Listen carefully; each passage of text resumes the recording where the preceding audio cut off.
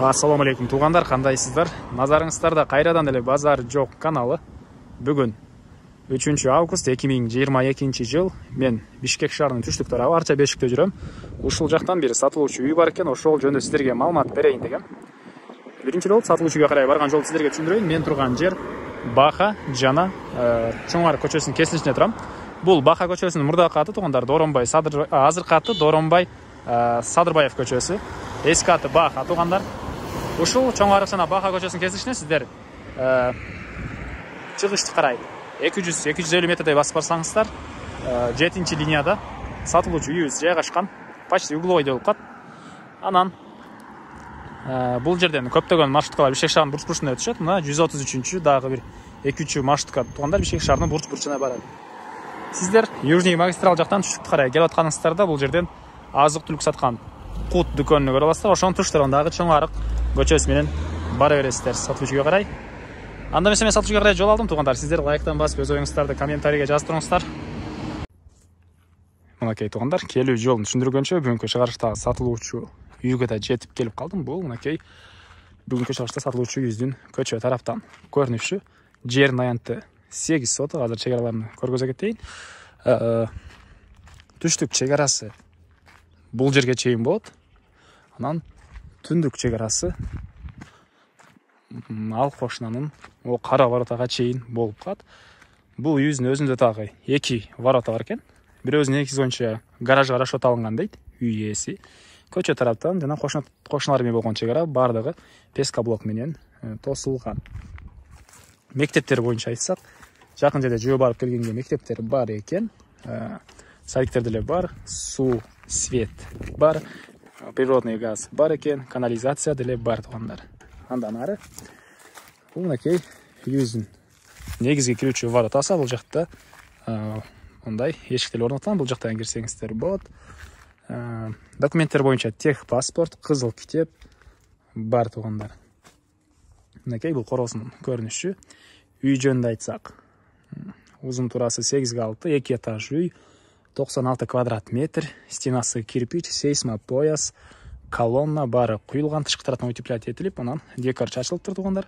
Фундамент эле 1 метрден бийиктикте көрүнөт. Мынакей көрүп турасыздар. Анан биринчи этаж менен экинчи этаждын ортосуна плита ташталган, заводской сапаттуу плита таштаганбыз дейт үй ээлери.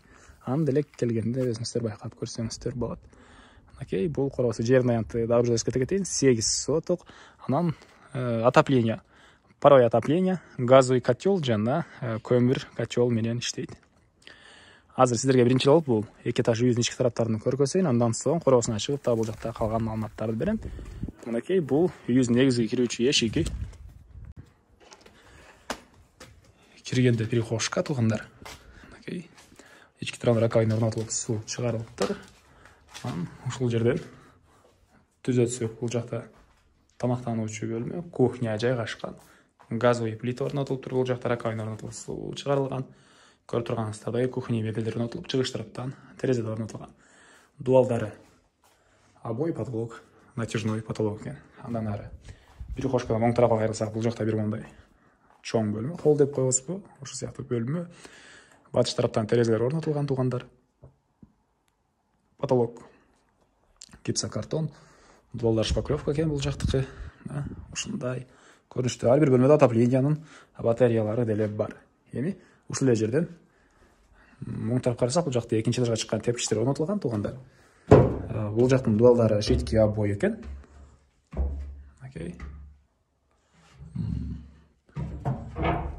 Чыксак бир коридор. Бул жактын дуалдары обой, пол ламинат. Жана айттым, биринчи этаж менен экинчи этаждын ортосуна плита ташталган. Сапаттуу заводской плита таштадым дейт үй ээси. Ушул жерден сол тарапка кирсек, санузел. Окей. Дуалдар кафель, потолок пластик, чыгыш тараптан терезе орнотулган, суусу арестон менен жылыйт. Ички тарабына раковина орнотулуп, суу да чыгарылыптыр. Эми ушул жерден коридорго чыгып, дагы кийинки бөлмөгө кирсек, бул жак бир спальный бөлмө экен. Потолок гипсокартон, дуалдар обой, чыгыш тараптан терезе орнотулган. Пол ламинат. Анан оң тарапка кирсек, дагы бир мондай бөлмө. Батыш тараптан терезе орнотулуптур. Бул жакта экинчи этаждагы эң акыркы бөлмөбүз дагы бир спальный бөлмө болуп калат. Окей. ошондо дагы бир спальный бөлмө. Потолок гипсокартон, дуалдар обой, батыш тараптан терезелер орнотулган жана ар бир бөлмөдө отоплениянын батареялары деле бар. Эми короосун ачып калган маалыматтарды берейин туугандар. Мен кайрылуу үйдүн короосундамын туугандар.